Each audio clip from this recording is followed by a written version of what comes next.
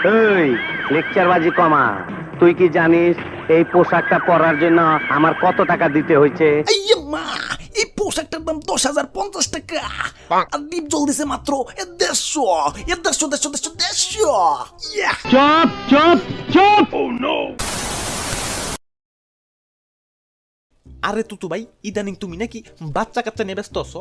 হ ভাই, আমার বাড়িতে ভাই ছোট ছোট বাচ্চা ভাই, ওই যে দেখেন কেমনে করে ফিডার খায়।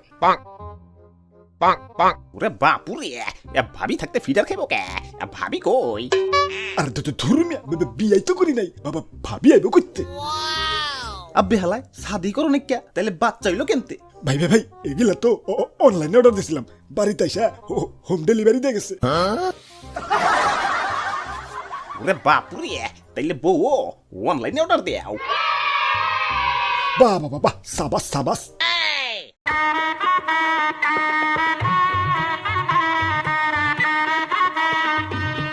নাই ভাই, আপনারা এখন যান, বাবা পরে দেখা হইব।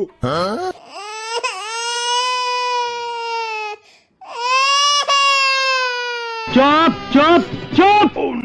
যদি বউ সাজো গো আর সুন্দর লাগবো গো, বলো বলো আরো বলো, লাগছে মন্দ না। একদম জায়গা মতন চুমাদা দিমু। কিরে, বউ নিয়ে তো খুব আরামে আছিস। নতুন বউ, ফিতা কাটবি, তাই আমার ফিতাটা দিয়াল। ওরে বাপুরে, ফিতা দিব মানে? কিসের ফিতা? আরে দাদু, জানো না নাকি তুই তো হালাই তো ডিপজল কাকুর পায়জামার ফিতাই না নিজের পায়জামায় লাগাইছে। দেখবার পারতাছ না কাকু কেমনে হাত দিয়ে পায়জামা ধরে রাখছে?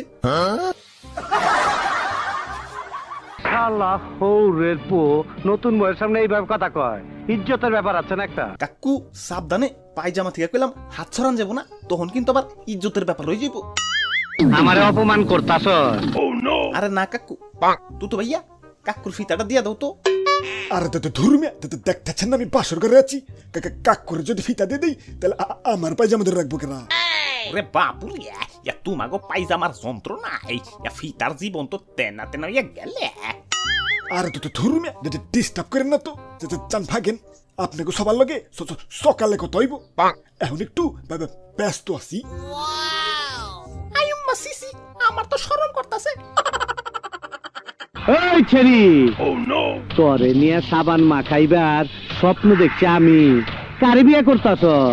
এই পরাণের স্বামী তোমার বউরে ধমক দিছে, তুমি কিছু কম না কেন? কাকু একটা দিন একটু কষ্ট করে দড়িটা ম্যানেজ করেন, কালকে আপনার